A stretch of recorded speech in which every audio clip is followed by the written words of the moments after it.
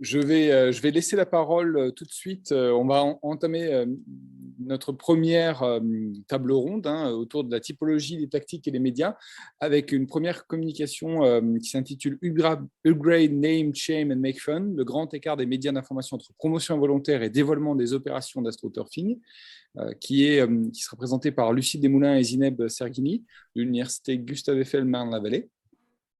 Et on prendra donc la petite présentation et puis on prendra les questions à la fin, où on verra peut-être directement après, voir comment est-ce qu'on peut, peut-être à la fin, pour ne pas prendre trop de retard. Je laisse la parole à Lucille et à Zineb. Alors, merci François pour cette introduction. Donc nous avons essayé de travailler sur une gamme assez large du type de relations qui peuvent se nouer entre les journalistes qui peuvent faire de la promotion involontaire ou pas d'ailleurs d'opérations d'astroturfing, alors que dans l'éthos du journalisme, il y a plutôt l'idée du contre-pouvoir et du dévoilement de ces horribles opérations. Alors, nous sommes avec Zineb toutes les deux responsables de master en communication d'influence, lobbying, plaidoyer. Et l'origine de notre intérêt pour ce thème de l'astroturfing, c'est qu'il nous a fallu fabriquer des séquences de cours sur ce thème déjà il y a quelques années. Ensuite, il se trouve que moi, mes premières amours, c'est l'étude des think tanks. Et les think tanks sont souvent encapsulés, embedded dans des stratégies d'astroturfing. Alors, je ne vais pas vous assommer de définitions, mais quand même, je vais revenir sur comment nous, on a conçu, et c'est très en cohérence avec ce que vous avez pu entendre, la définition de l'astroturfing. Donc, il s'agit bien d'une activité communicationnelle stratégique qui est intégrée à des stratégies commerciales ou des stratégies d'influence politique, dont les objectifs in fine sont de manipuler des processus de décision en simulant l'émergence spontanée ou la montée en puissance rapide, donc une montée en puissance si rapide qu'elle est artificielle, soit d'un mouvement d'opinion et de plaidoyer. Et ça suppose souvent des pratiques d'usurpation ou de fabrication de fausses identités numériques. Même si on dit le plus souvent, pour nous, ce n'est pas forcément systématique. Ces pratiques sont illégales, opaques et contraires à la plupart des déontologies des associations professionnelles, puisqu'il y a derrière tout ça un manque délibéré de transparence sur les personnes qui sont les commanditaires derrière de telles opérations. Alors, il y a le petit mot méthodologie là, qui se promène en bas de la présentation. On n'a pas une diapo spécifique de méthodologie, parce que notre méthodologie, elle est très empirique, elle est très tâtonnante. Comme souvent d'ailleurs, tous les travaux sur des pratiques dites de dark communication, ceux qui m'avaient entendu présenter au séminaire, au colloque Orgenco, sur la manière dont les think tanks justement sont utilisés dans des pratiques de dark communication, vous savez que c'est très difficile de travailler sur ces pratiques. Alors, comment est-ce qu'on a fait? D'abord, en tant que responsable de master, depuis pas mal d'années, on place des étudiants dans des agences qui font du marketing d'influence. Donc, nous échangeons très régulièrement avec les tuteurs, les maîtres d'apprentissage de ces étudiants qui sont placés dans ces agences. Ensuite, moi, il se trouve que j'ai mis du beurre dans les épinards pendant pas mal d'années en faisant de la pige. Donc, je connais bien le fonctionnement des rédactions dans le journalisme économique et le journalisme lifestyle beauté. Oui, oui, vous pouvez rire. Ensuite, nous avons complété tout ça avec de l'observation organisationnelle, parfois involontaire. Comme Sylvain, on se retrouve, il nous est arrivé, parfois on se retrouve propulsé dans des instances parce que des lobbies, des confédérations nous demandent de venir présenter des exposés. Moi, j'accepte toujours quand je peux parce que ça me permet d'échanger avec ces praticiens du lobbying et de l'influence et de voir comment eux, ils ont une forme de réflexivité sur leurs pratiques. Donc, j'ai déjà pu échanger d'astroturfing avec des gens qui en faisaient, par exemple. Et enfin, nous avons travaillé pour ce qui concerne la médiatisation de l'astroturfing, forcément sur des revues de presse, en utilisant tous les outils de base de données que vous connaissez bien. Concernant le plan de cette présentation, il va suivre le titre. Au départ, on va parler de cette logique d'upgrade dans laquelle des journalistes, a priori involontairement, participent à de telles opérations et les font monter en puissance. Ensuite, il y a une logique de name and shame très classique, où ils peuvent être des pédagogues pour expliquer ce que c'est que l'astroturfing, se positionner en lanceur d'alerte ou en dénonciateur. Et enfin, on a identifié une troisième tendance, qui est celle dans laquelle le journaliste est plutôt animateur de programmes ou de séquences qui relèvent vraiment de ce qu'on appelle l'infotainment. Donc, l'astroturfing, c'est une pratique d'influence qui, moi aussi, m'a intéressée. Et là, je fais un petit coucou à des gens. Je suis sûre que parmi vous, il y a des personnes qui m'ont lu, qui ont été mes reviewers pour un papier récent qui va sortir en 2022. Donc, pourquoi l'astroturfing il est intéressant? Parce qu'il interroge les relations entre le lobbying et les relations publiques. Le lobbying était quiet, ça vous a bien été expliqué dans la présentation précédente. Et aujourd'hui, les stratégies de lobbying intègrent forcément des stratégies de relations publiques. Donc, ce n'est plus le lobbying qui est un sous-secteur DRP, c'est au service d'actions de lobbying, on va utiliser un certain nombre de techniques qui s'adressent à des publics nombreux et variés, ce qui va permettre, et là on est dans les trucs classiques de framing theories, de la médiatisation, de la mise sur agenda, une orientation des opinions des électeurs, des gouvernants, une évolution des normes sociales sur ce qui va être conforme au bien commun, ce qui va être considéré comme juste, réaliste, souhaitable, urgent. Donc, c'est un mécanisme qui a été bien étudié en sciences politiques, que vous connaissez sans doute très bien. Ça semble tellement évident que le rôle des médias d'information dans le fait de faire monter en puissance des stratégies d'astroturfing, que souvent on a pu observer dans la littérature scientifique un biais de réification. Les médias, par exemple dans cet article sur le réchauffement climatique, qui est vraiment un thème clé sur ce sujet-là, les médias ont été chargés de faire reconnaître qu'il existe des incertitudes scientifiques sur le thème des sciences du climat. Bon. Cette logique d'upgrade transforme donc les rédactions et les journalistes en leaders d'opinion qui vont favoriser cette montée en puissance ou émergence avec, je dirais, deux tendances. Il s'agit d'abord de développer la couverture médiatique, de faire masse, d'obtenir des retombées presse qui se calculent, il y a toute une métrologie là-dedans. Et puis aussi, il s'agit d'orienter la manière dont le sujet va être traité. Quels sont les leviers dont les communicants se servent? Premier levier, c'est horrible à dire, mais c'est réel, c'est-à-dire que le manque de professionnalisme des journalistes. Il y a tout un discours sur la triangulation des sources.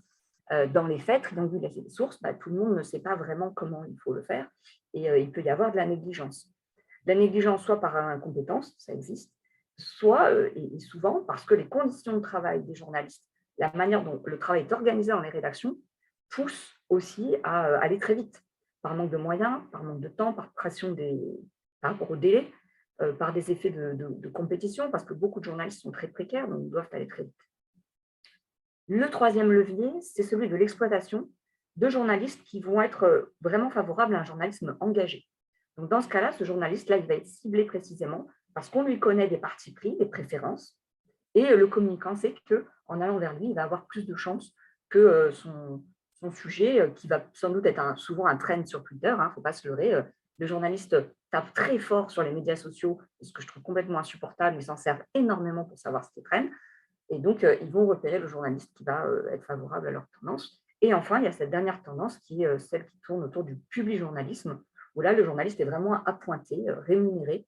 Et on a des pratiques qui peuvent être complètement dissimulées. Donc, typiquement, ça va être de la corruption. Et parfois, on a aussi des journalistes qui acceptent des rémunérations dans le cadre de règlements de compte un petit peu violents.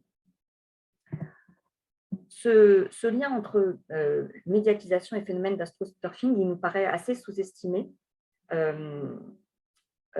alors que, par exemple, là, on a un article de Dietel Mimaki qui dit que souvent les médias y participent. Non, ce n'est pas souvent, c'est toujours. C'est-à-dire que dans tous les cahiers des charges qui précisent ce que c'est que les leviers d'une stratégie d'astroturfing, il y a un moment, il y a une liste des médias qu'il faut cibler et comment il faut le faire. Ça va avec le fait de fabriquer des fausses identités, par exemple. Les journalistes font très attention à ce qui buzz sur les médias sociaux. Et une citation nous semble intéressante, c'est la dernière, celle qui est tirée de Keller, Skok et Stier. C'est quand la liste des personnes qu'il faut cibler est mentionnée, les politiciens, ce n'est pas juste leur qualité d'homme politique qui est importante, il faut qu'ils soient des major politicians. Les tweetos, il ne faut pas être le tweetos lambda, il faut être une célébrité. Pareil pour les responsables de podcasts. Mais par contre, les journalistes, en soi, ils deviennent intéressants. C'est-à-dire qu'à partir du moment où vous avez votre carte, c'est bon, vous êtes une cible pour accompagner une stratégie d'astroturfing. Cette logique d'upgrade, du journaliste qui participe à améliorer ou à monter en puissance de l'astroturfing, elle est ancienne. Et c'est dans un article qui revisite les écrits pionniers de Bernays qu'on a trouvé cela. C'est-à-dire que dès Bernays, il était écrit qu'on pouvait faire en sorte de faire croire que des événements étaient spontanés et faire en sorte qu'ils soient repris comme tels, comme les médias, alors que ce n'était pas le cas.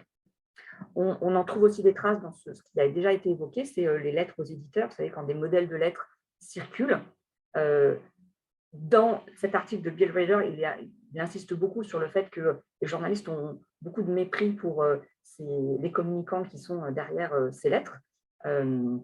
Mais ce mépris est aussi lié à chat échaudé qui craint l'eau chaude. C'est-à-dire qu'on a eu des journalistes qui nous ont dit que oui, des fois, ce n'est pas évident de ne pas se faire avoir. Parce que le communicant a beaucoup de temps aussi pour adapter ses lettres pour qu'on ne puisse pas toujours repérer le modèle. Dans la logique d'upgrade, le problème aussi, c'est qu'on a très peu d'études de cas poussées. En l'occurrence, là, on a une étude de cas poussée sur le travail fait par la Coalition pour la promotion de la bonne science. Et là, dans le cahier des charges, c'est écrit il fallait faire la tournée des comités de rédaction. C'est explicite. Mais des attestations comme ça, des preuves qui sont autre chose que des témoignages d'un communicant que l'on croise, que l'on rencontre, qui nous invite, et ce n'est pas un entretien très formel, on en a très peu. Le rôle des journalistes dans la montée en puissance de l'astroturfing, évidemment, il y a un lien d'évidence, mais pour vraiment attester de tout ça, on a des problèmes pratiques, parce que si le journaliste se vit lui-même souvent comme un lanceur d'alerte, et si on attend de lui qu'il se comporte comme tel, souvent, travailler et faire du journalisme d'investigation, ça suppose un temps énorme. Et dans le cas des travaux de Mathieu Auclet, qui a travaillé de manière très répétée sur le même dossier, et c'est rare des chercheurs qui acceptent comme ça de consacrer 10 ans au même dossier, qui le suivent, mais il a bien montré qu'il faut des fois plus d'un an à ce qu'un sujet parte. Et là, on est sur des processus politiques où finalement, il y a le temps de la législature, et si le temps de la législature ne colle pas avec le temps du dévoilement, le mal est fait, en fait. Zineb, je te laisse reprendre la main pour évoquer une série d'études de cas, et en commençant par une enquête qui est un petit peu l'enquête sur laquelle dont on s'est inspiré pour finalement essayer de ne pas faire la même chose parce qu'elle nous a un petit peu perturbés. Voilà, alors merci Lucille. Alors oui, c'est je pense la seule enquête sur ce sujet de la médiatisation de l'astroturfing sur laquelle on soit tombé. C'est une enquête qui nous a intéressés, en même temps questionnés, notamment sur la méthodologie finalement d'analyse de ce processus de médiatisation. On est sur quelque chose sur lequel on est habitué du côté des collègues états-uniens, c'est-à-dire qu'ici on est sur une approche très quantitative avec un encodage du corpus, et puis ce qu'on trouve un peu plus gênant, c'est d'essayer d'analyser la tonalité des articles. Où est-ce qu'on place le curseur du négatif, où on place le curseur du positif, et encore celui du neutre. On s'est aussi questionné sur l'état du corpus qui a été étudié, parce que Diana Sisson nous parle d'articles qui sont, en tout cas, qui viennent majoritairement de médias américains, anglais, australiens et chinois. Au total, on a une centaine d'articles, ce qui paraît assez faible comme quantité d'articles consacrés ou évoquant, contenant l'occurrence astroturfing. Et puis des choses un peu plus fantaisistes. Alors, fantaisistes et sérieuses, c'est-à-dire que dans la bibliographie de Diana Sisson, par exemple, on trouve des références sérieuses. François Lard-Huvert, par exemple, y est cité dans la bibliographie, à côté de Jean-Paul Sartre. Alors, parfois, ça questionne. Et puis, sur les résultats de son travail, Finalement, bon, alors, elle examine cette question de la médiatisation de l'astroturfing sous l'angle de la capacité de l'astroturfing à venir détériorer les relations entre les marques ou les entreprises et leur public. Et finalement, si on était sur une interprétation un petit peu cynique de ces résultats, on aurait l'impression que, d'une part, il y a un effet d'euphémisation du phénomène, de sa gravité, et puis peut-être, mais là c'est une hypothèse qui est assez fragile, et c'est pour ça que je disais une interprétation cynique, peut-être une espèce de blanc-seing qu'on adresserait à ces professionnels des relations publiques et du lobbying qui recourent à l'astroturfing en leur disant, bon, bah, globalement, les journalistes ne sont pas très au fait de cette technique de manipulation, et donc, avec un petit peu d'habilité, il est possible de bénéficier justement de cet effet upgrade des médias. Alors, on a essayé de faire un petit peu la même chose et pas vraiment la même chose, c'est-à-dire qu'on a mobilisé des indicateurs d'analyse de corpus qui sont d'abord des indicateurs quantitatifs en termes de nombre d'articles, combien de fois on retrouve l'occurrence dans l'article, est-ce que c'est dans le titre, pas dans le titre, en bibliographie, pas en bibliographie, et puis des indicateurs un peu plus qualitatifs et d'analyse de discours sur l'occasionnalité, le contexte, les acteurs, etc. Alors, on a un corpus qui couvre différents pays, l'Espagne, le Royaume-Uni, la France et la Suisse. Et puis, la petite surprise de la fin avec le Make Fun Off, où là, on sort du domaine de la presse écrite pour aller plutôt vers des produits audiovisuels. Alors, on commence par le corpus espagnol qui est complètement atypique par rapport aux autres corpus, c'est-à-dire que, bon, alors, c'est médiatisation de l'astroturfing, sauf que dans le cas espagnol, en fait, on n'est pas vraiment sur des médias, ou en tout cas, on est sur un type particulier de publication, puisque l'ensemble des articles où on retrouve l'occurrence astroturfing quand on fait la recherche sur les publications espagnoles sont des revues scientifiques qui obéissent aussi à d'autres logiques que celles des médias traditionnels. Je ne rentrerai pas dans ces logiques, je pense qu'elles sont assez claires pour les uns et les autres. En tout cas, ce qui est intéressant ici, c'est que c'est un sujet qui est confidentiel pour différentes raisons. D'abord parce qu'on a peu d'articles sur la période.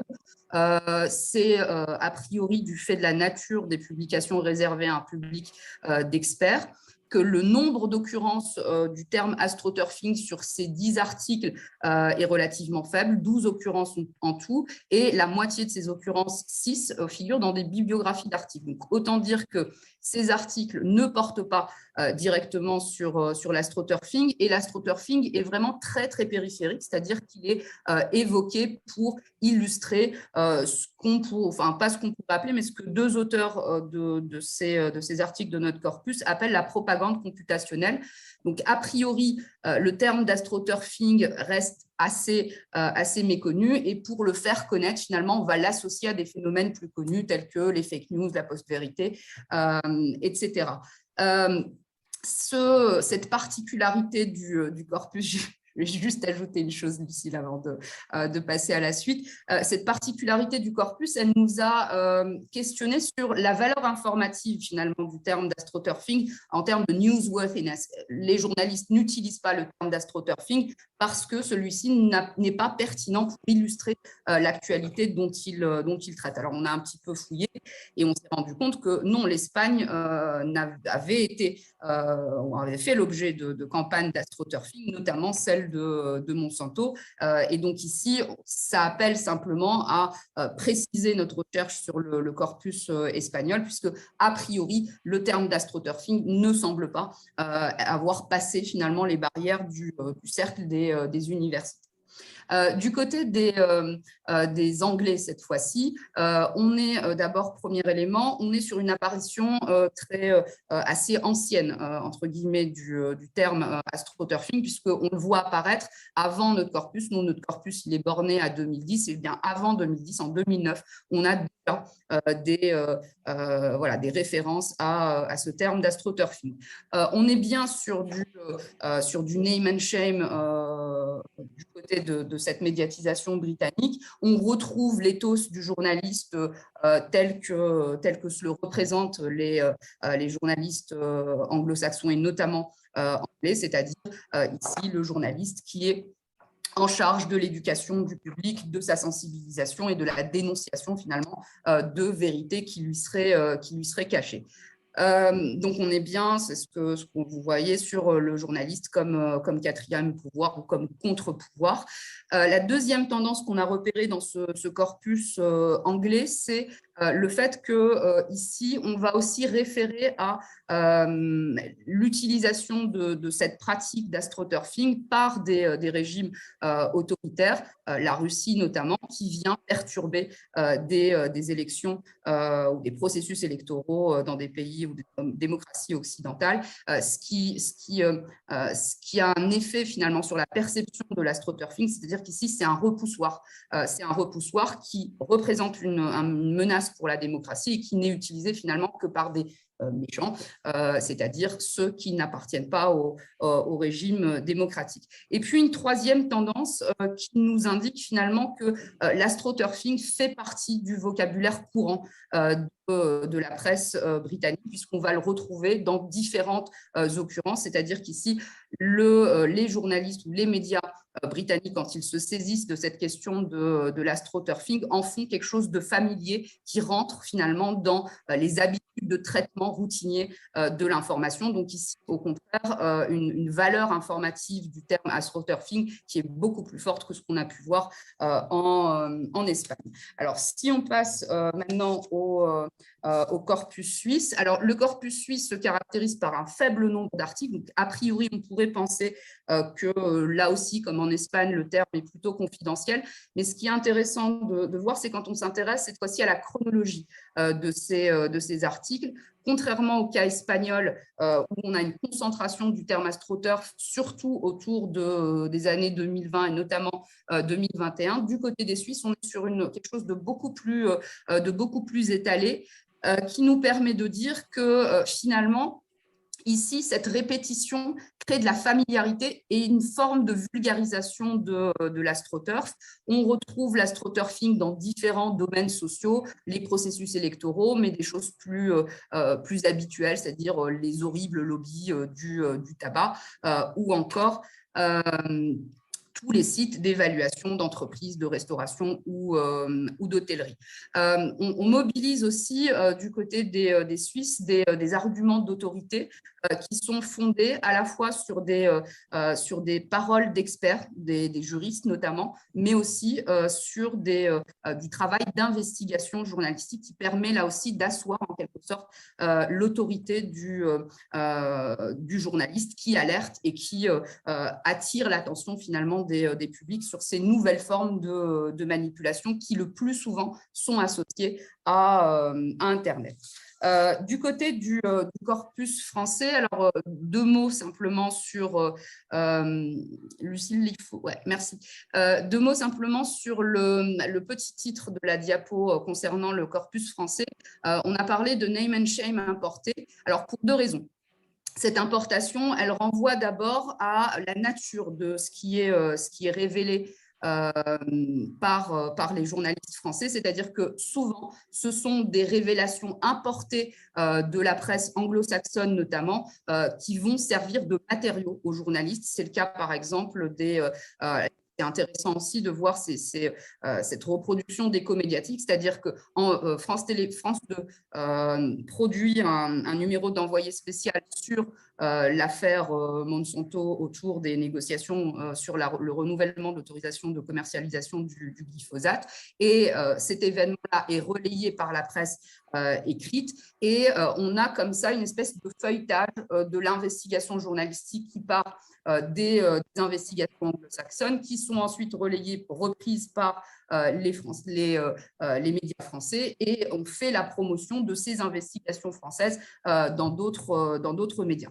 Donc, ici, ce qu'on peut dire sur le cas français, c'est que a priori, en tout cas, voilà, la découverte de ces cas d'astroturfing renvoie le plus souvent à des choses qui ont été révélées par ailleurs par d'autres journalistes. Le terme importé, il renvoie aussi au fait, ce qu'on a mis ici, la russification de l'influence digitale. Souvent, l'astroturfing, c'est quelque chose qui vient de l'étranger et qui sert là encore une sorte de repoussoir. Dans le naming auquel procèdent… Encore 2 minutes, s'il vous plaît. Oui, dans le naming auquel procèdent les journalistes français, là aussi mobilisation d'arguments d'autorité, notamment par voilà, l'éclairage de travaux ou d'ouvrages ou d'espaces de réflexion qui abordent cette question de l'astroturf. Et on peut passer à la dernière diapo, celle du où on n'est pas du tout d'accord. Lucille, va vous présenter les deux. Non, c'est pas qu'on n'est pas d'accord, Zineb. Je ne suis pas d'accord sur le fait qu'on ne serait pas d'accord. On a gentiment débattu sur le fait que, bon, cette présence de l'humour dans les articles, mais aussi surtout les émissions, les pastilles audiovisuelles, enfin, en radio et en télé, nous questionnent de manière différente. C'est-à-dire que effectivement, l'astroturfing serait un sujet fun en soi. On a glosé sur la traduction là, dans le chat d'astroturfing. Ah oui, le mot, il est rigolo. Dans le glossaire de France Télé, on commence par ça. On rigole sur le nom. Ensuite, certaines pratiques d'astroturfing, moi, les nazillons qui essayent de créer des faux comptes woke me font hurler de rire. C'est tragique et pourtant, ça me fait hurler de rire. Pour moi, c'est un vrai écueil, ce traitement humoristique par les journalistes de l'astroturfing, parce que ça aboutit à banaliser et à rendre sympathique. Ensuite, il y a toute une série d'articles qui sont du côté de la scandalisation, la théâtralisation, la spectacularisation, avec par exemple Envoyé spécial. Et ça aussi, ça me pose problème parce que, à force de crier, et bien finalement, on ne fait pas une analyse posée. Et on a l'impression que plus rien n'est possible. Autre problème, la saisine par les humoristes. Il y a énormément de petites pastilles d'humoristes qui parlent de l'astroturfing. Pourquoi autant d'humoristes et aussi peu de journalistes? Après, parfois, l'ironie est tellement subtile que j'ai l'impression que plus personne ne peut la deviner et la connaître. Donc moi, je trouve que cette montée en puissance de l'humour dans le traitement de l'astroturfing dans la presse française et francophone appelle une réflexion. Mais ça ne veut pas dire que l'humour en soi n'est pas une bonne manière de sensibiliser à ces pratiques. Et donc, c'est surtout Zineb qui a été intéressée par cet aspect. Voilà, et donc là, je suis allée voir un petit peu du côté de l'émission Last Week Tonight with John Oliver. Et bon, la spécialité, je ne vais pas développer parce qu'il n'y a plus le temps, mais la spécialité de John Oliver, c'est un petit peu de décrypter la communication politique, ses écueils, mais aussi la communication médiatique. Et ici, consacre un numéro à l'astroturfing. L'hypothèse qui est la mienne, c'est que finalement, ici, on est dans un travail de sensibilisation de catégories de public qui, a priori, ne s'intéresseraient pas à ce type de dérive. Et l'humour est un levier pédagogique pour créer une sensibilisation face à ces questions-là. Et c'est dans cette perspective-là que finalement, on pourrait dire que le côté entertainment vient faire dorer la pilule, et puis on a un vrai côté information avec de l'investigation, du décryptage. Et alors, ce n'est pas le cas pour cette émission d'astroturfing, mais des solutions qui sont proposées par l'animateur pour éveiller l'esprit critique des publics. Voilà, je pense on va conclure sur une idée que l'on va reprendre à la dernière diapo de Sylvain, c'est-à-dire qu'un appel à des études de cas sur l'astroturfing, bien sûr, hein, c'est très important. Potentiellement, les mois qui viennent seront des mois d'astroturfing. Il y a eu récemment un poste qui s'est ouvert dans une cellule d'investigation d'un grand média national. Les entretiens de recrutement ont porté sur le thème de l'astroturfing. 2 des candidats m'en ont parlé. Donc voilà, attendez-vous à voir sortir des choses. Merci. Bien. Merci beaucoup Zineb et Lucille pour cette présentation. Je propose qu'on enchaîne sur la deuxième présentation de la table ronde, puis on reprendra toutes les questions sur la fin. On rattrape comme ça un tout petit peu le retard, mais on avait prévu un peu de mou pour une pause café, mais je pense que comme on n'est pas nombreux, on gère la pause café naturellement, et puis les camarades à distance peuvent gérer les pauses techniques de même. Sans avoir besoin qu'on cale un moment bien spécifique là-dedans. Donc, je vais tout de suite donner la parole à Vanessa Molly, qui est également à l'université Gustave Eiffel Marne-la-Vallée et qui est doctorante et qui nous rejoint donc aujourd'hui pour parler de communauté de pairs, l'hybridation numérique au service de l'astroturfing. Voilà. Vanessa, est-ce que vous avez des slides à partager ou... Oui, je vous les partage de ce pas. Hop. Si vous êtes... Alors, ma présentation ne veut pas se partager, ce sont les joies du direct. Hop.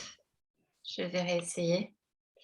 Et peut-être demander Bernard, tu peux vérifier que Vanessa... Oui, je suis plusieurs participants. Est-ce que vous voyez? C'est bon? C'est bon, ouais. Voilà, on les voit. Super, merci beaucoup.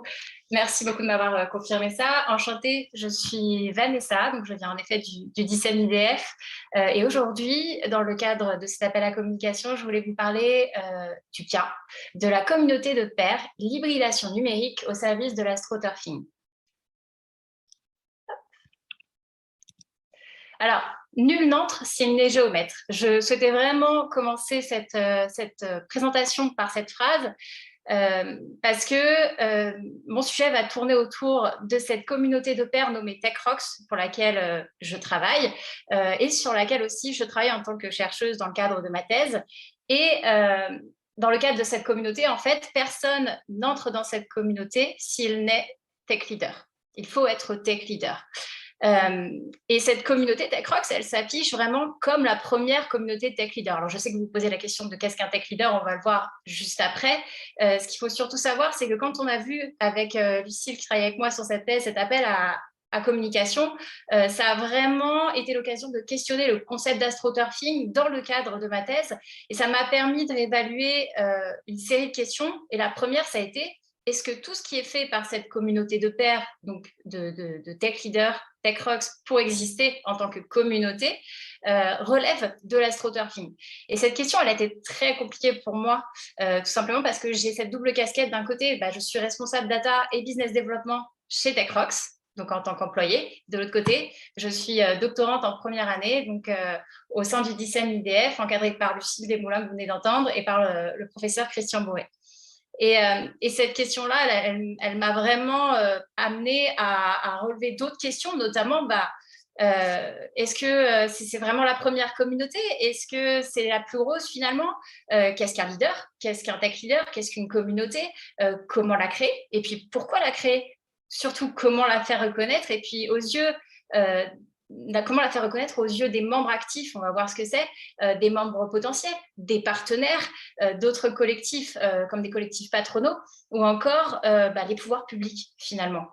Donc aujourd'hui, ce que je vous propose, c'est de vous présenter ce qu'il y a avec, dans un premier temps, qu'est-ce que TechRox, et dans un second temps, de vous montrer, de lever un peu ce voile et vous montrer quels sont les mécanismes et les outils finalement d'astroturfing qui sont utilisés et qu'on utilise en tant qu'employé.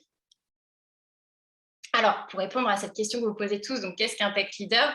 Avant de vous lire cette définition, il faut savoir quel est le fruit d'un travail collectif de 4 cofondateurs. TechRox, à la base, a été fondé par 4 cofondateurs qui se disent eux-mêmes tech leaders et qui n'avaient pas posé de définition sur ce qu'est un tech leader. Et est sortie cette définition. Donc, un tech leader, c'est un homme ou une femme ayant un background tech et ou informatique et qui aujourd'hui détient un niveau de responsabilité l'amenant à manager, à coacher ou à l'idée des ingénieurs et développeurs. Voilà pour la définition. Maintenant qu'on a cette définition de ce qu'est un tech leader, je vous propose qu'on se penche un peu sur TechRox et ce que c'est. Alors là, je prends ma casquette business développeur et je vais vous présenter ce qu'est TechRox. TechRox est né d'une discussion entre 4 cofondateurs tech leaders et ils se sont posé cette question de, en fait, on n'a pas de lieu pour pouvoir échanger sur nos problématiques de tech leader, manager et nos problématiques techniques. Alors, pourquoi on ne créerait pas un événement? de là est né le premier TechRox Summit, donc une conférence de tech leaders qui aujourd'hui est devenue une superbe communauté qui compte plus de 2500 membres actifs, des événements et du contenu disponibles toute l'année à disposition de cette communauté. Notre mission au quotidien est de faire rayonner les tech leaders. Nos valeurs, c'est l'entraide, le no bullshit et la transparence. Nous faisons preuve de diversité et d'inclusion et bien évidemment, la responsabilité sociale et environnementale est primordiale pour nous. Je retire ma casquette de business développeur pour mettre celle de la chercheuse et j'ai envie de vous dire que TechRox, aujourd'hui, c'est aussi une SAS qui se nomme NFC Events, qui a été fondée en 2017, en effet, par 4 cofondateurs eux-mêmes définis comme tech leaders. Et nous sommes actuellement 4 salariés. Ce que je voulais vraiment ici mettre en avant, c'est finalement cet impératif discursif qu'on retrouve qui peut faire émerger une forme d'incertitude quant au discours très fort là, qui est monté, qui est très marketé finalement, et qui finalement respecte une stratégie discursive du néo-management qui est presque caricaturée ici, dans ce discours très commercial. Alors, c'est encore une fois très difficile pour moi de me positionner de ce côté, mais je trouve que c'est très important aussi de le faire, puisque j'ajoute en fait à cette analyse quelque chose qui nous tient beaucoup à cœur côté TechRox, mais qui marque aussi beaucoup côté recherche, c'est la notion de no bullshit. Je trouve que cette notion de no bullshit qu'on utilise dans les conférences qui vont être tenues par les tech leaders, elle a velléité, au sens premier, de dire, OK, quand vous êtes dans la communauté, vous pouvez parler sans filtre, vous êtes en confiance. Or, la majorité de nos événements, enfin, une partie de nos événements, et on va le voir un peu juste après dans les outils, sont des outils qui sont ouverts, les contenus sont ouverts et accessibles. Et surtout, en fait, ces moments no bullshit sont finalement aussi des moments de networking. Donc finalement, tout ça pour vous dire qu'on est vraiment sur du langage ici qui est très performatif, puisque le langage, c'est le langage qui transforme une réalité. Ce que je voulais vous présenter en parallèle de tout ça, c'est finalement l'organigramme de TechRox et de NFC Events. NFC Events, aujourd'hui, c'est 4 cofondateurs qui sont aujourd'hui tous tech leaders. Alors, un tech leader avec des acronymes, aujourd'hui, on va parler de CPO, Chief Product Officer, de CTO, Chief Technology Officer. Et dans ces fondateurs, vous pouvez voir qu'on a aussi aujourd'hui des personnes qui sont passées à un niveau supérieur et qui sont General Manager ou CEO d'entreprise.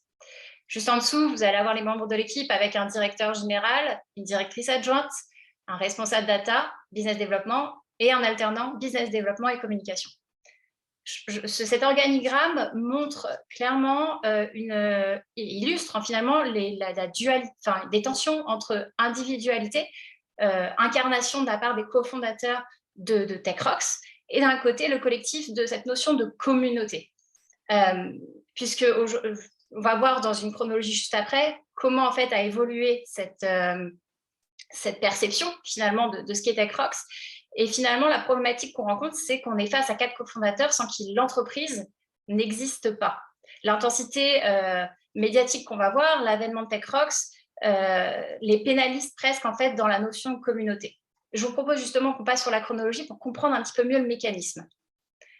Alors, je vous présente donc ce superbe graphique chronologique qui représente un peu l'histoire de TechRox, avec en parallèle l'évolution du nombre de membres. Donc, comme je vous le disais, 4 cofondateurs à la base, puis des événements annuels. Donc, cet événement annuel, le TechRox Summit, est devenu le point d'orgue de la communauté. Donc, chaque année, une journée de conférence qui s'appelle le TechRox Summit, donc qui revient ici 5 fois. Donc, on est à la 5e édition pour cette année 2021. Et on voit clairement qu'à partir de 2018, après le second TechRox Summit, on démarre l'embauche d'une directrice de la communication. Et là, il y a un pivot qui s'effectue. Je vous propose qu'on rentre un petit peu plus dans le détail. Ce qu'il faut retenir ici, c'est que la croissance de la communauté ici, jusqu'ici, était ponctuée par finalement ces TechRox Summit. Donc, elle faisait nombre à ce moment-là. On prenait plus de membres sur les TechRox Summit. Dès l'instant où on a embauché une première directrice de la communication, la perception et l'accroissement de la communauté est passé sur un mode complètement différent, puisque la production de contenu a ramené plus de membres. Je vous propose qu'on rentre un peu dans le détail. Donc, on passe finalement du statut d'organisateur d'événements au statut d'organisation. Comment? En fait, entre 2017 et 2019, le Tech Rock Summit est donc une conférence annuelle. Elle rythme l'organisation du travail qui est tenue par ses 4 cofondateurs, et elle dicte aussi donc, le rythme de croissance qu'on a vu tout à l'heure. Ce qu'il y a, c'est que dans les médias, on se rend compte que Tech Rock s'est défini comme une conférence annuelle, comme une manifestation, et ça, c'est très important de noter à cet instant-là. Tech Rocks existe encore à travers les cofondateurs à ce moment-là. Ils sont l'incarnation, ils tiennent le storytelling, ils sont à l'origine de cette communauté, cet événement qui devient communauté. En 2019, première embauche d'une directrice de la communication, et on parle à partir de maintenant dans les médias de Tech Rocks comme d'une organisation. Parfois, on ira un peu plus loin, on parlera même de think tank. Mais je ne reviendrai pas sur ça, sinon ça risque de nous prendre beaucoup plus de temps. En tout cas, ce qu'on remarque, c'est qu'en effet, on parle d'une organisation puisqu'elle est structurée en interne, mais parallèlement, on remarque qu'on a une volonté d'autonomisation, d'exister en tant que collectif nombreux possédant une dimension communautaire plutôt que comme une organisation pourvoyeuse d'expertise ou d'instances facilitant les activités de networking. Ce qu'il y a, c'est qu'au moment où on a structuré Tech Rocks d'un côté, de l'autre, la communauté grandit, fait nombre, mais se targue d'être une communauté alors qu'elle ne l'est pas réellement. Je vous propose maintenant de soulever ce voile et d'aller vraiment sur cet idéal communautaire versus les outils et mécanismes d'astroturfing pour stimuler finalement l'adhésion et la participation active. Alors, comment ça se passe concrètement au quotidien chez Tech Rocks aujourd'hui, depuis que j'étais embauchée en 2020, on organise des meet-up. Les meet-up, ce sont des événements en ligne qui sont proposés via la plateforme meetup.com si vous connaissez, donc il y a une plateforme ouverte à tous. Ces conférences durent 1 heure. Elles mettent en avant une problématique technologique ou parfois même managériale rencontrée par ces managers de la tech. Elles s'adressent aux membres de la communauté, mais la particularité, c'est qu'elle est ouverte à toutes. Et ça, c'est vraiment un vecteur marquant du meet-up. Il faut noter que ces conférences, finalement, s'adressent à un public cible, mais elles sont ouvertes à tous. Parallèlement, on a un autre outil que je trouve très intéressant, qui est la newsletter.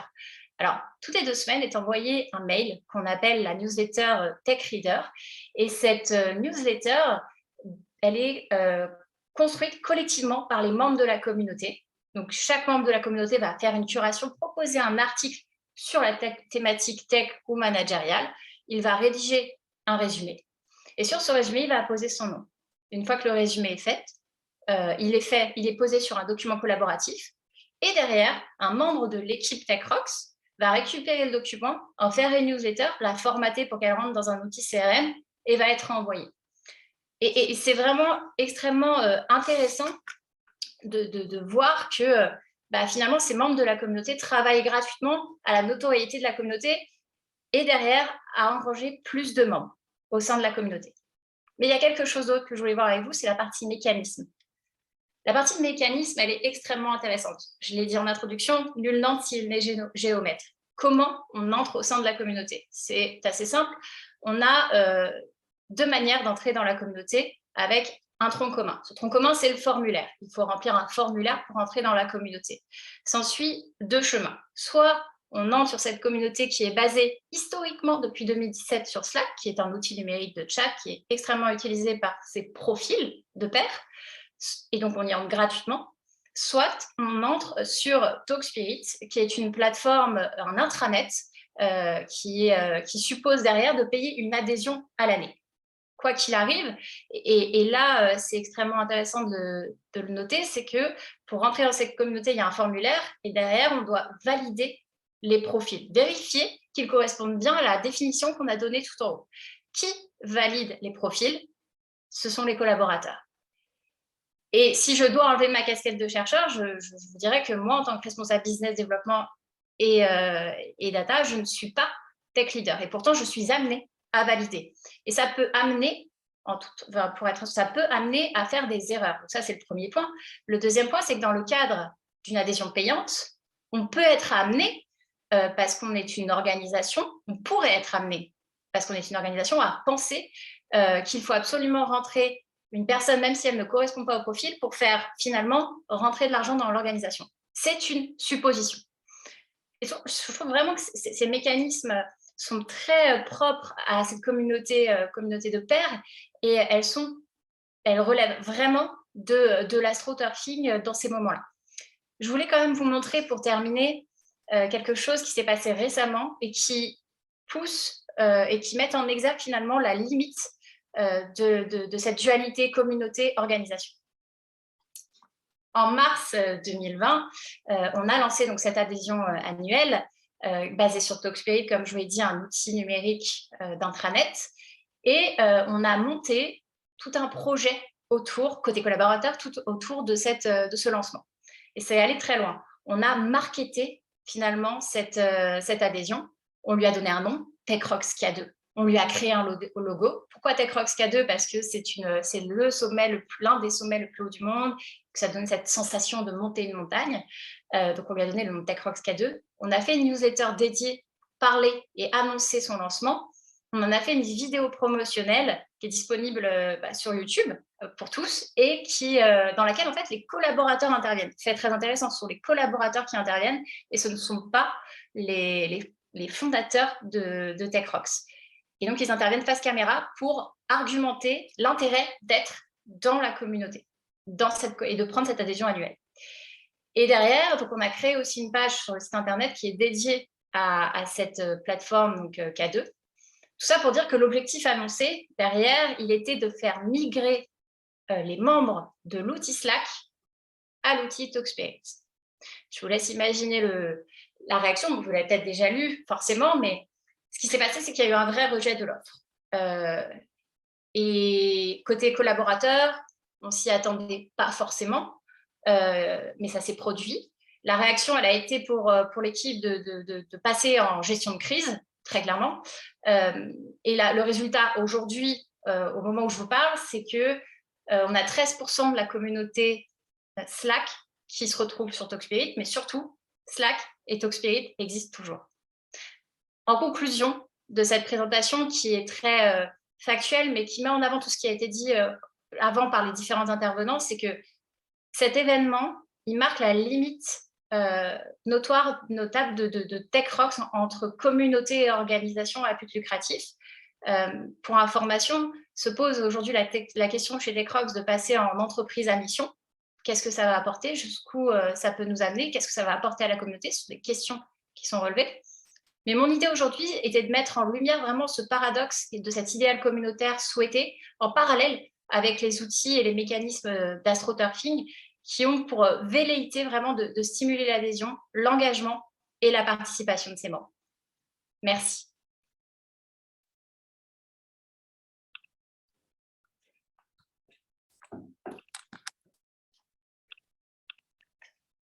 Alors, je vais juste essayer d'arrêter le partage.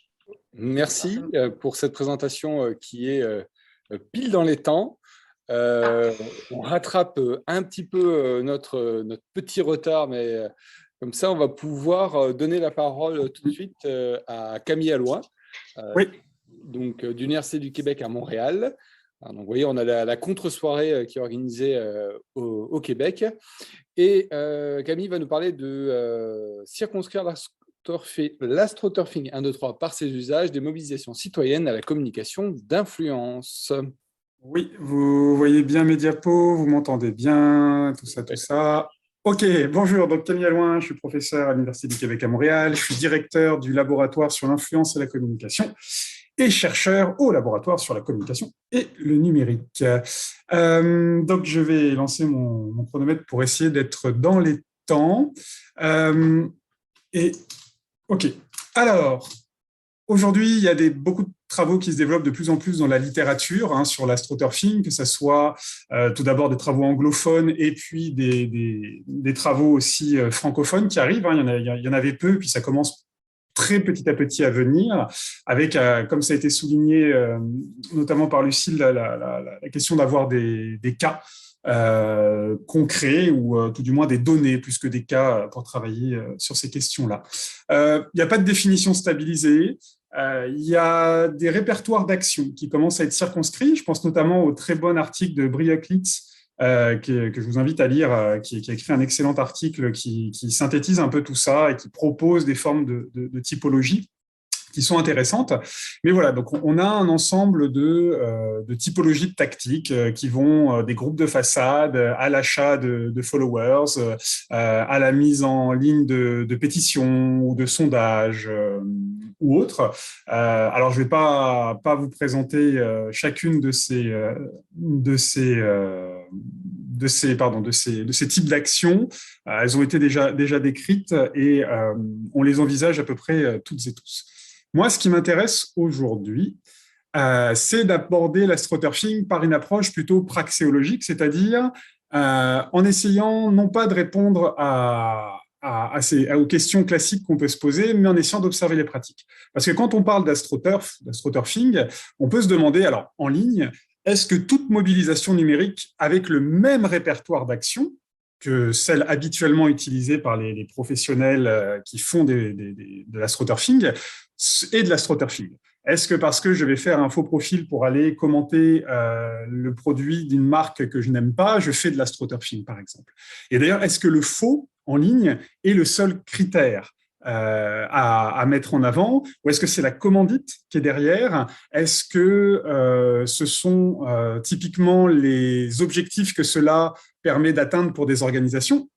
Donc, il y a toujours un ensemble de questions quand on s'intéresse à l'astroturfing, et c'est ça d'ailleurs qui fait l'intérêt de cet objet, qui est un peu en clair-obscur, c'est-à-dire que pour des chercheurs, en tout cas de mon point de vue, c'est qu'on essaye d'observer, d'analyser ce qui est censé être invisible, ou tout du moins invisibilisé, et ça pose donc de nombreuses questions, notamment méthodologiques autant que conceptuelles.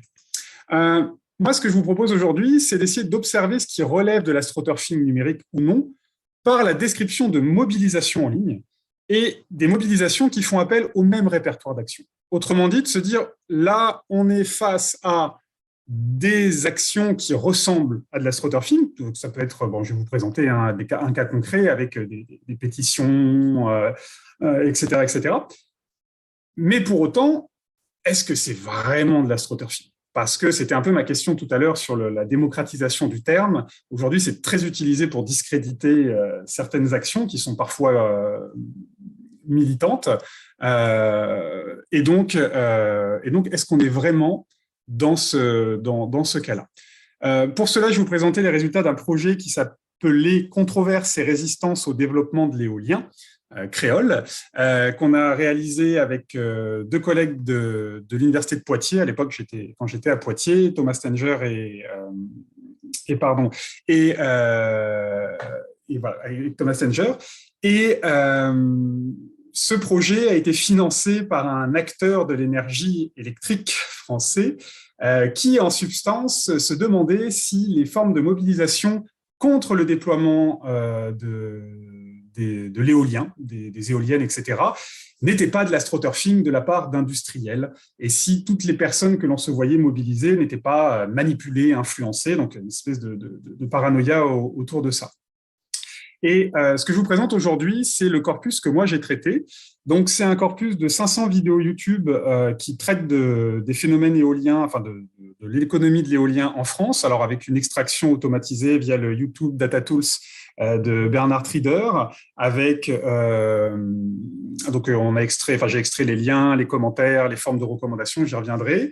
J'ai aussi analysé 15 pages Facebook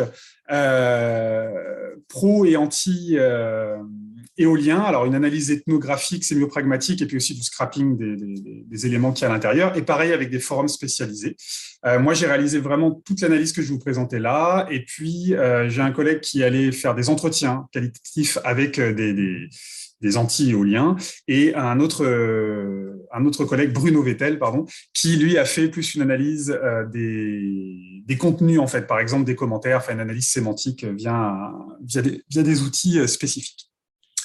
Alors, tout d'abord, quand on parle d'anti-éolien en ligne, parce qu'on s'est concentré sur les anti-éoliens, il y a plusieurs modes d'organisation qui s'agencent, donc avec des répertoires communs à l'astroturfing.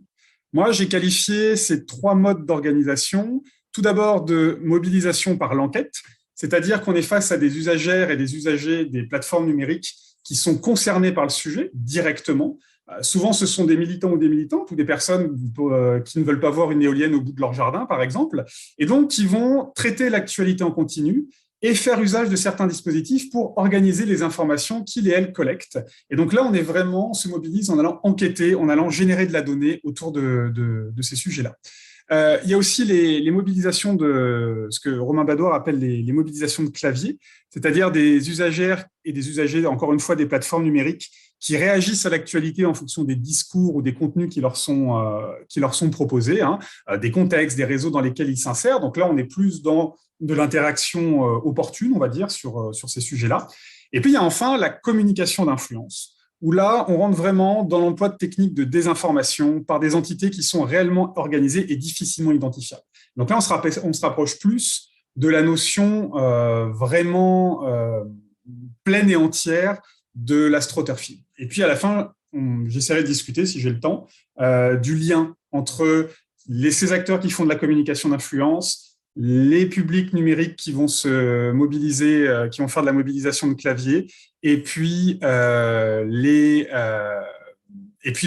militants qui font de la mobilisation, on va dire, par l'enquête. Alors, si j'arrive, tout d'abord, exemple de mobilisation par l'enquête, cette association qui va dans la communauté d'agglomération de La Rochelle, qui a créé sa propre carte OpenStreetMap et qui va présenter les projets d'implantation de dispositifs éoliens qui sont soit en cours, soit achevés, soit prévus. C'est à la fois un outil d'information, de mobilisation, et cette carte, c'est avant tout un moyen de générer des discussions en ligne. C'est-à-dire, c'est créer soi-même ces éléments de preuve qui vont amener à engager des actions militantes ou tout simplement à lancer des discussions ou à aller voir certains acteurs économiques de l'éolien pour leur dire « Regardez ce que vous êtes en train de faire, nous, on ne veut pas que ça soit à tel endroit ou autre ». Alors, cette carte, elle est très précise, elle est factuellement bonne pour 95% de ce qui est implanté. Après, c'est une carte qui est ouverte. Et donc, à partir de là, elle peut laisser la place à certaines actions, mais là, en l'occurrence, certaines actions de faux, de production de désinformation. Là, en l'occurrence, ce n'était pas le cas. Là, on est vraiment dans des formes d'enquête avec des personnes qui s'impliquent très fortement, qui deviennent presque spécialistes de la question pour pouvoir en discuter. Et donc, cette collecte et cette structuration d'informations, elle ouvre autant la voie à des arguments valables qui renforcent les convictions des militants ou des militantes qu'à des rumeurs diverses. Par exemple, là, vous voyez sur votre gauche, il y a des militants qui ont récupéré ces cartes du développement des parcs éoliens et qui les ont transposées avec le taux de pauvreté en France. Et donc, leur théorie, c'est qu'on implante des éoliennes dans les endroits les plus pauvres de France parce qu'on va pouvoir payer les personnes, les habitants, pour qu'ils acceptent d'avoir des éoliennes partout dans leur jardin, en face de chez eux. Donc ça, bien évidemment, les promoteurs de l'éolien vont dire non, ça n'a aucun rapport, mais on voit que ce genre de carte sert à ça. Et sur la droite, vous avez un autre commentaire qui se base sur ces types d'enquêtes et notamment ces données collectées, pour dire que ce que produit France Énergie, que France Énergie a payé l'Académie de médecine pour produire un rapport sur le fait que les éoliennes ne généraient pas de problème ORL ou de vibration ou autre. Et donc là, on arrive à un mélange où, avec des données qui sont collectées de manière plutôt correcte, même très, très bien faite la plupart du temps, on va tomber peu à peu dans la désinformation, voire certaines formes, entre guillemets, de complot. Autre forme de mobilisation, donc, là, on n'est plus dans des militants ou des personnes qui sont directement concernées, mais dans ce qu'on peut appeler les mobilisations de clavier, c'est-à-dire inciter les personnes, soit parce qu'elles ont des liens affectifs avec ces militantes et ces militants, soit parce qu'elles se sentent plus ou moins concernées, à cliquer, à interagir pour médiatiser un peu plus les contenus, ce qu'on peut retrouver typiquement dans l'astroturfing quand on va aller chercher par exemple des fermes de clics, mais là on est vraiment dans la recherche d'individus, vous, moi, qui pourraient participer.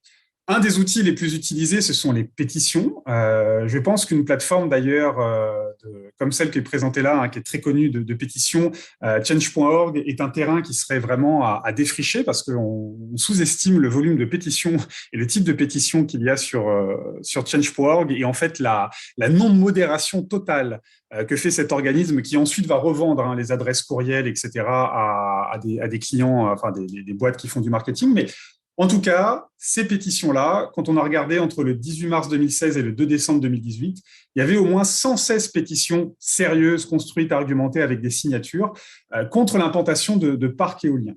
Ce qui est intéressant, c'est que tous ne défendent pas les mêmes arguments. Certains sont des arguments locaux, d'autres ont des arguments qui sont beaucoup plus larges. Mais en tout cas, là, on voit que les mobilisations de clavier passent par les éoliennes et les éoliens. Et généralement, les personnes qui créent ces pétitions sont les mêmes militants et militantes qu'on retrouve dans les autres formes de mobilisation par l'enquête. On a aussi, on parlait des médias tout à l'heure, mais l'utilisation de médias 100% numériques, donc Brut, hein, qui est un très bon exemple. Et donc Brut qui a fait une vidéo sur la colère des anti-éoliens et qui reprend tous les arguments des anti-éoliens qu'on peut retrouver via les vidéos YouTube qu'on a analysées, les forums, etc., à savoir que ce n'est pas écologique, ce n'est pas esthétique, et les principaux bénéfices financiers vont aux promoteurs. Paradoxalement, les commentaires sont plutôt mitigés sur Facebook, puisque beaucoup critiquent le fait de ne pas vouloir de nucléaire tout en étant anti-éolien. Donc voilà, il y a une espèce de débat avec, ce point de vue-là. Mais et puis souvent, on s'aperçoit, pour le collègue Bruno Vettel qui a analysé notamment les commentaires plus particulièrement, que c'est souvent des ingénieurs de l'électrique qui viennent, on va dire, créer des controverses avec les anti-éoliens. Mais en tout cas, cette vidéo-là, malgré le fait qu'elle soit sur la page de Brut, elle soit remise en question, les arguments soient critiqués, etc., elle a servi ensuite énormément à mobiliser, notamment un lieu touristique et viticole, pour mobiliser ses fans en disant « Regardez, les éoliens et les éoliennes vont détruire le paysage et puis faire des choses sur le vin qu'on va produire, enfin faire des effets sur le vin qu'on va produire. » Il y a même Brut, il y a un média sérieux qui en parle, qui reprend nos arguments. Et donc là, encore une fois, comme les cartes, ce qui est produit par les médias sert à mobiliser et repris. Et là, on est vraiment, je ne pense pas qu'on puisse soupçonner Brut d'avoir été payé par des lobbies anti-éoliens, mais en tout cas, le fait qu'il relaie les arguments est très utile aux militantes et aux militants. Et ce qui est intéressant quand on suit cette vidéo, c'est que même le ministre de l'écologie, c'est ça en France, ou enfin l'ancien, pardon, parce que maintenant il n'est plus là, François de Rugy, est arrivé en disant « Merci Brut Officiel pour ce bashing démago et populo des éoliennes, vous faites du Donald Trump et du Front National, bref, etc. » Il y a même donc le ministère de l'écologie qui a fait un fact-checking sur la vidéo. Mais pour autant, si on regarde la circulation de ces contenus, la circulation des contenus médiatiques et anti-éoliennes va circuler beaucoup plus que le fact-checking qui va être mis. Et puis, de toute manière, les anti-éoliens, comme beaucoup de militantes ou de militants, peuvent remettre en cause la parole étatique, les accusant, eux, d'être manipulés ou de faire le travail des lobbies. Donc, on voit que cette circulation des vidéos, notamment, va être assez polarisée. Et en tout cas, tout ce qui va servir les arguments des personnes anti qui vont les reprendre, les remédiatiser, va être beaucoup plus visible que le fact-checking, même quand il est fait officiellement par un organe étatique comme le ministère de l'écologie et son ministre de l'époque. Et donc, moi, une question qui m'a intéressé, c'est cette circulation des vidéos, parce que, parmi les autres travaux que je fais sur la réputation, sur les affects ou autres, on sait que le média vidéo est le plus partagé et attire le plus l'attention. Et donc, quand on va voir sur YouTube, on voit bien qu'il y a une espèce d'imbrication entre des contenus produits par des médias et qui se tendent, tout du moins, vers une forme d'objectivité, et des contenus et ces contenus-là, ensuite, qui sont repris par des militants anti-éoliens, comme par exemple cette vidéo, ce reportage fait par France 3 Pays de la Loire, et qui a été recoupés, remontés pour être mis sur une chaîne d'anti-éolien. Et là, on parlait des plateformes rapidement, mais les plateformes numériques jouent un grand rôle dans à la fois les actions d'astroturfing, de militantisme et de désinformation. Il y a beaucoup de travaux qui arrivent là-dessus, mais moi, ce que j'ai fait, c'est que grâce à l'outil donc YouTube Data Tools, j'ai pris en fait cette vidéo de départ et j'ai regardé, ce que l'outil permet, quelles sont les vidéos qui sont systématiquement associées, recommandées quand on regarde cette vidéo. Autrement dit, je regarde cette vidéo et YouTube me propose des vidéos similaires et j'ai regardé toutes les vidéos similaires que je pouvais atteindre en moins de 3 clics. Et c'est là que vous voyez cette espèce de graphe, où en bleu, j'ai mis les vidéos de médias, et qu'on va dire qui sont globalement, qui tendent vers une forme de neutralité des propos, et en rouge, les vidéos anti-éoliennes. Et en gros, pour vous expliquer ça très simplement, parce que je vois le temps qui défile, j'ai beaucoup de contenu, de données pour le coup, quand on va regarder, si vous tombez sur une vidéo d'un média qui va vous présenter le phénomène éolien, les questions éoliennes, en moins de 1,8 clic, vous avez une chance de tomber sur une vidéo anti-éolien. Et par contre, la distance entre les vidéos anti-éoliennes et médiatiques est plus large. C'est-à-dire que vous avez 2,3 clics pour tomber d'une vidéo anti à une vidéo médiatique qui est un peu plus neutre, ou tout du moins qui présente des arguments dans les deux sens. Donc, le fait de réutiliser des contenus médiatiques décontextualisés afin de favoriser cette porosité est un classique de la communication d'influence. C'est-à-dire qu'on va reprendre ces contenus médiatiques, on va les arranger, et puis de toute manière, la plateforme va, pour une personne qui ne s'y connaît pas trop, va présenter des vidéos qui ont l'air similaires. Et ben, on passe d'un reportage de France 3 à un reportage de France 2, mais celui de France 2 est monté pour appuyer certains arguments, ce qui est donc typique de la communication d'influence. Et là, on passe dans la troisième catégorie, qui est celle de la communication d'influence. Ici, cette vidéo notamment que j'ai identifiée m'a permis de trouver ce site qui s'appelle Les Amis contre le vent, et qui est là un collectif anti-éolien qui est totalement structuré. C'est-à-dire que si on regarde leur chaîne YouTube, peu importe d'ailleurs le bord politique, la connaissance du domaine, etc., ils vont sélectionner les vidéos qui vont mettre en avant les arguments anti-éolien. Et donc là, vous voyez, on a Dupont-Aignan, on a Marine Le Pen, on a Laurent Wauquiez, on a Luc Ferry, on a Donald Trump, beaucoup de gens de droite extrême ou d'extrême droite, mais en tout cas, il n'y a pas d'obédience politique. Ils vont sélectionner ce qui va le plus appuyer les propos des anti-éoliens. Et ce qui est intéressant quand on creuse un peu ce groupe-là, Friends Against Wind, on est vraiment dans un effet de puissance d'un groupe grassroots qui serait propre à l'astroturfing. Leur site donne la sensation que c'est vraiment fait par des militants, par des militantes, par des chercheurs, par des personnes très concernées par la question éolienne, et que, bien évidemment, il n'y a rien derrière. Pourtant, c'est un site qui est en 4 langues, c'est-à-dire que tous les propos sont systématiquement traduits en 4 langues, et il n'y a qu'un seul promoteur identifiable de ce site, et c'est un espèce de pseudonyme puisqu'on le retrouve à peu près nulle part, hormis dans 1 ou 2 documents envoyés à l'Union européenne pour plaider contre les éoliennes à une époque. Et donc, là, on est typiquement loin de ce qui se fait chez les militants que j'ai pu montrer juste avant, parce qu'on est dans quelque chose de vraiment plus qu'organisé, plus que l'enquête. On est dans une production de contenu, dans des chaînes vidéo, il y a même des chansons, ils écrivent des chansons anti-éoliens, il y a des livres, des films, des posters, bref, il y a une production de contenu qui n'est pas anodine. Et surtout, ce site-là fait le lien avec beaucoup d'autres présences en ligne de militants ou partisans anti-éoliens, et donc qui sont parfois purement de bonne foi parce qu'ils sont concernés, et qui sont parfois plus obscurs.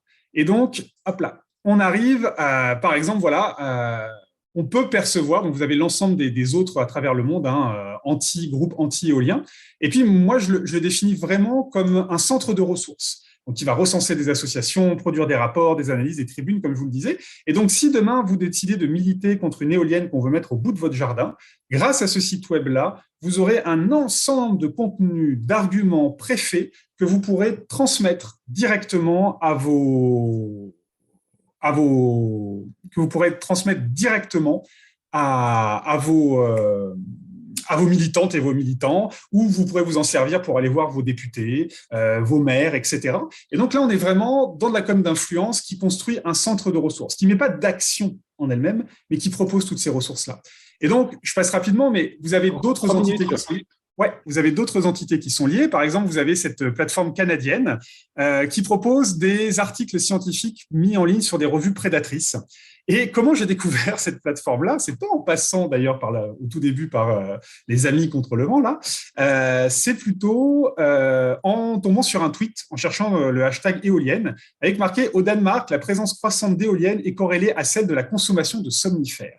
Et donc c'est issu d'une étude qui a été reprise par un journal de droite danois et qui, en fait, provient de ce site-là et qui est publié sur une revue prédatrice et où, en fait, des chercheuses et des chercheurs, entre grandes guillemets, ont fait un questionnaire sur 60 personnes qui habitaient près d'éoliennes et ont fait une superbe corrélation en disant, tiens, avez-vous une augmentation des somnifères? Oui. Êtes-vous à moins de 300 mètres d'une éolienne? Oui. Et donc, c'est démontré que les éoliennes empêchent de dormir et poussent à la consommation de somnifères. Et là, comme vous le voyez, à l'époque, en 2018, vous avez plus de 857 rapports scientifiques qui sont très, très mal écrits et qui proviennent sûrement aussi là d'entités industrielles qui sont mis à disposition. Et vous pouvez même les chercher, les filtrer par… vous voulez savoir si les éoliennes créent de l'anxiété? Eh bien, vous avez 76 rapports que vous allez pouvoir utiliser dans vos actions de lobbying ou d'influence ensuite. Donc, pour conclure et être à peu près dans les temps, l'astroturfing, et encore, je vous épargne beaucoup d'autres données de contenu qu'on a. L'astroturfing en ligne sur des controverses sociétales semble moins consister à créer de fausses mobilisations qu'à alimenter celles existantes.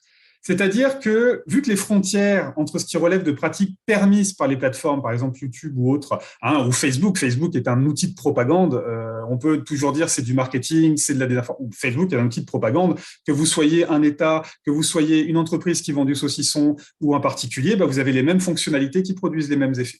Bref, donc entre ce que permettent les plateformes et les pratiques d'astroturfing, c'est très poreux. Et donc, il y a certaines entités qui savent très bien profiter des mobilisations de clavier ou par l'enquête qui sont permises par ces plateformes-là pour, peu à peu, faire un mélange entre du grassroots, vraiment des mobilisations qui viennent du public, et des mobilisations qui sont plus manipulées. Et donc, moi, j'aime bien, parce qu'on parlait tout à l'heure de citation, pour celles et ceux qui ont vu La Cité de la Peur, Émile, on peut tromper une personne 1000 fois, on peut tromper 1000 personnes une fois, mais on ne peut pas tromper 1000 personnes 1000 fois. Les coups d'éclat sont souvent les plus médiatisés. C'est d'ailleurs des mauvaises actions d'astroturfing, parce qu'une fois qu'elles sont dévoilées, c'est plus de l'astroturfing, c'est plus. Mais ce qui est moins mis en avant, c'est l'intoxication ordinaire, la manière dont on va fournir des contenus, dont on va jouer sur le fait que toutes les fonctionnalités de ces plateformes sont facilement accessibles pour appuyer des propos. Et donc, la question finale, ça serait, est-ce que l'astroturfing ne devient pas un outil de communication, de militantisme ou autre, comme un autre, un ensemble de tactiques et de pratiques auxquelles on peut toutes et tous accéder et qui, aujourd'hui, rentrent dans la boîte du petit marketeur ou dans la boîte à outils de chaque militante et militant. Merci de votre attention. Et puis, en parlant d'influence, je reste à disposition ensuite via mon courriel pour discuter de tout ça. Merci. Merci beaucoup, Camille, pour cette présentation. Donc, on passe maintenant sur On a rattrapé un petit peu notre retard et puis, comme de toute façon, on avait prévu une petite pause, on va profiter de ce temps-là pour poser des questions. Donc, les questions à nos 4 intervenantes et intervenants, donc Lucille, Zineb, Vanessa et Camille. Donc, s'il y a des questions, n'hésitez pas, et puis on peut les reprendre aussi dans le chat. Alors, il y en a une première dans le chat que je vais reprendre, et puis comme ça lancera les autres. Quel parti politique maîtrise, selon vous, le mieux les stratégies d'astroturfing? Une question de data. Alors, d'après ce que vient de dire Camille, une fois que tu t'es fait gauler, on ne peut plus considérer que c'est une bonne stratégie d'astroturfing, donc on ne va pas pouvoir répondre à la cellule riposte. C'est ça, et c'est une bonne réponse. Qui est la plus étudiée, la plus connue. Oui, on voit beaucoup apparaître l'extrême droite, mais on pourrait dire de prime abord que c'est La France insoumise. les partis politiques qui vont le plus mobiliser leurs militants et leurs militantes. Et après, c'est aussi celles et ceux qui ont le plus de moyens. Et c'est ça, en fait, qui est un peu paradoxal. C'est-à-dire que si on parle d'aller mobiliser des militants et des militantes avec des arguments, des fausses études, ou etc., ça, tous les partis, techniquement, peuvent le faire. Si on parle de moyens, de ferme de clics, d'achat, de followers et de choses comme ça, là, on est quand même dans quelque chose qui nécessite des moyens ou autres. Et puis, de toute manière, ça sera jamais un parti, ça va toujours être les jeunes avec machin, mais on savait pas qu'ils faisaient ça. C'est le stagiaire ou c'est le think tank sur lequel on va s'appuyer, on fait un clin d'œil à Lucille, mais sur lequel on va s'appuyer pour aller communiquer. Je vais comparer ça peut-être aux travaux de Gerson Blanchard, qui avait eu la chance de pouvoir dialoguer très librement avec les différents animateurs, créateurs des forums des partis politiques pendant la première présidentielle où justement cet outil du forum avait été créé et développé. Là, on est aussi à ce moment-là de la croisée des chemins où on a des partis politiques qui bidouillent un petit peu. Donc, pour ceux qui auraient la chance de pouvoir accéder justement à ces acteurs qui ont un peu une logique de bac à sable, qui essayent de faire des choses, c'est vraiment une période, à mon avis, passionnante pour étudier ce qui est en train de se passer. Alors, je ne sais pas qui ferait ça en ce moment en temps réel. Je sais que Gerson s'y essaye un petit peu, donc ce n'est pas évident. Et l'avantage qu'elle avait eu à la période des forums, c'est que souvent dans les partis, c'était des jeunes militants, des développeurs, des gens qui étaient au chômage ou qui faisaient leur stage dans les partis, et donc ils parlaient très librement de leur pratique, par exemple, de censure sur les forums des sites web des partis politiques. Aujourd'hui, on a des acteurs qui sont quand même beaucoup plus professionnalisés, donc beaucoup plus méfiants, donc c'est beaucoup plus difficile de savoir ce qui est en train de se goupiller. Alors moi, j'en profite pour faire une petite question croisée. C'est vrai que Sylvain a parlé d'influence, Camille, Lucille, Zineb, vous avez parlé d'influence aussi.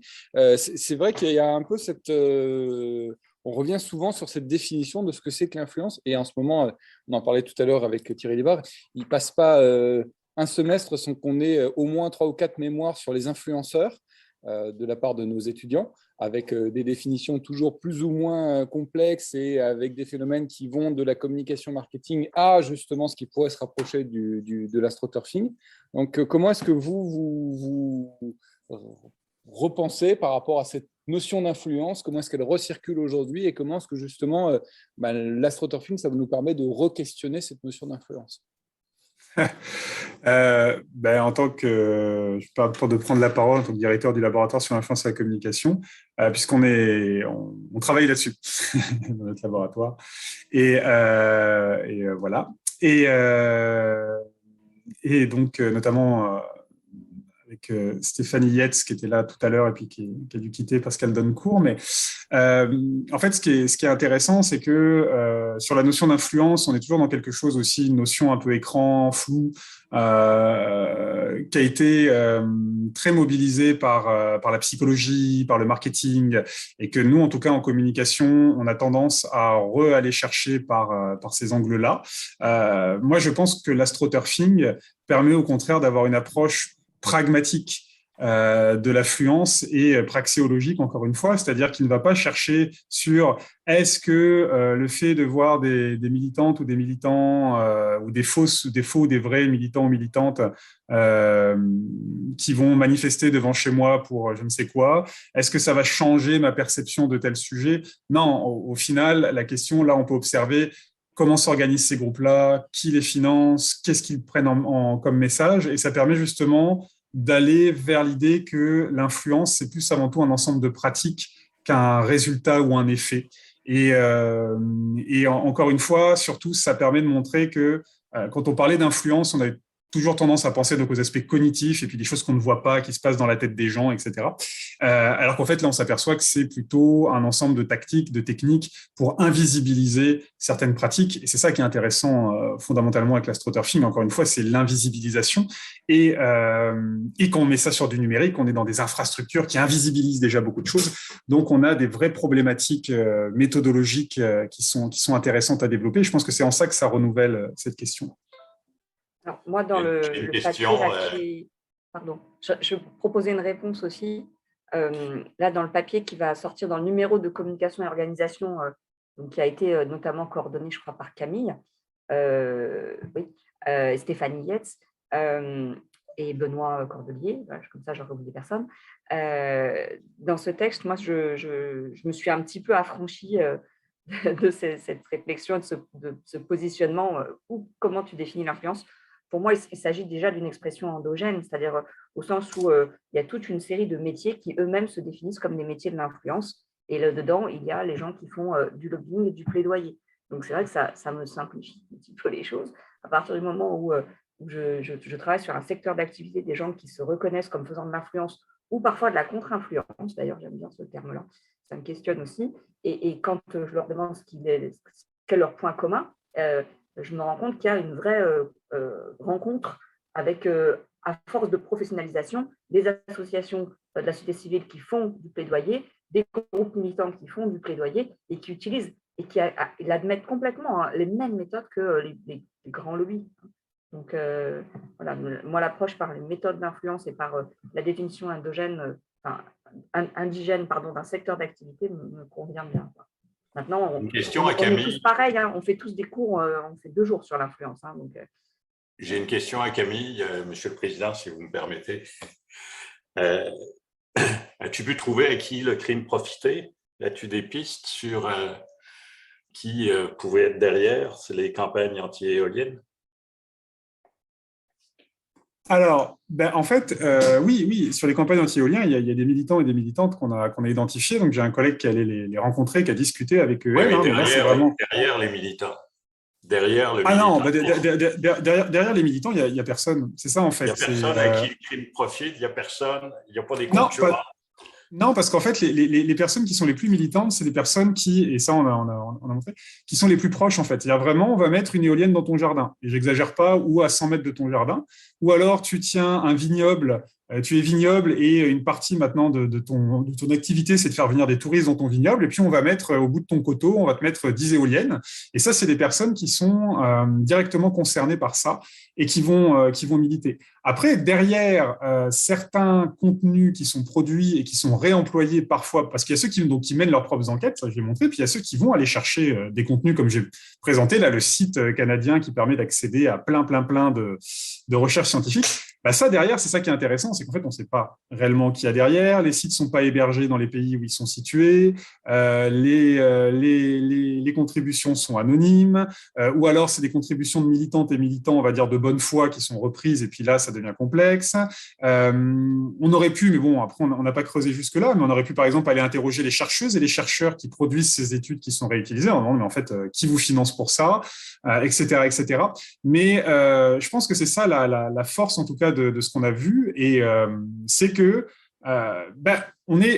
c'est comme un peu comme la question de la rumeur. On peut relier une rumeur de bonne foi. On est vers des personnes qui militent de bonne foi, et donc c'est ça que je montais un peu les 3 niveaux. Il y a ceux qui font la base et qui fournissent les arguments, les structures, et eux ils sont invisibles entre guillemets, enfin ils sont obscurs.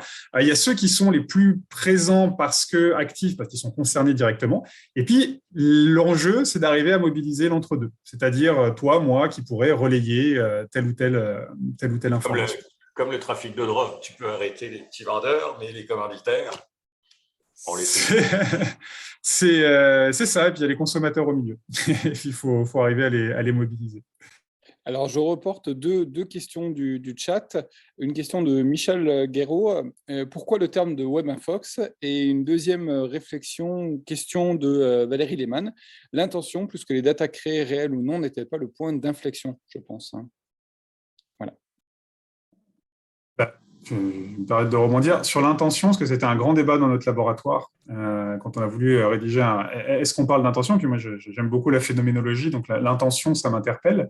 Le problème, il est là. C'est-à-dire que est-ce qu'on se concentre que sur la commandite et puis sur dire, OK, l'intention, c'est de produire du faux, par exemple.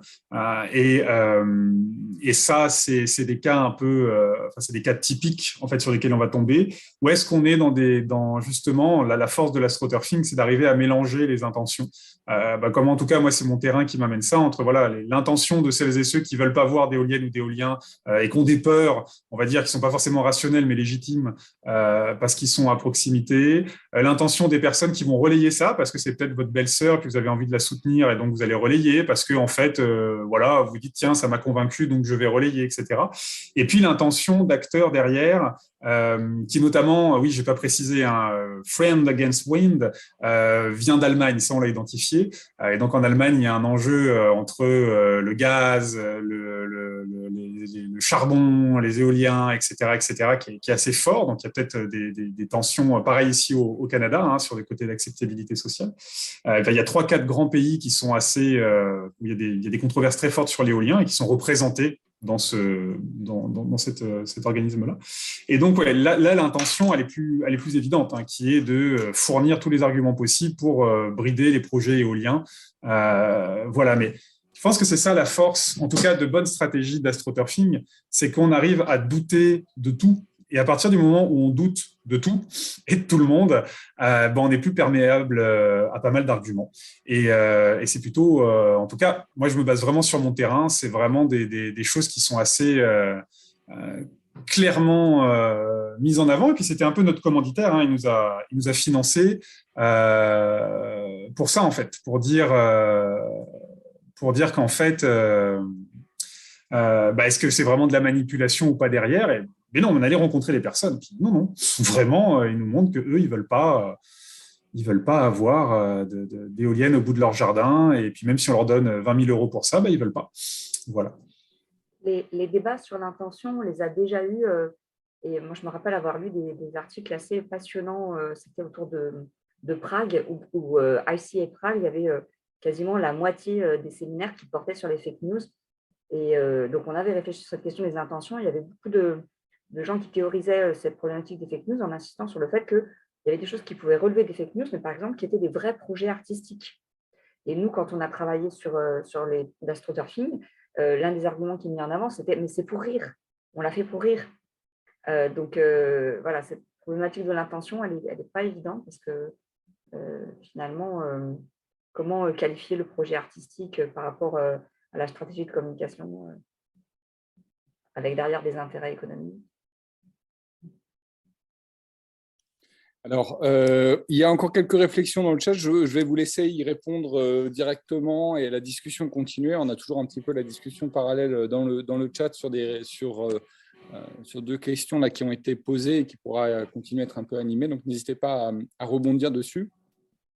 Et je vais tout de suite céder la parole à Rita, qui va animer la deuxième table ronde, qui est cette fois-ci centrée autour des témoignages et des réflexions des professionnels.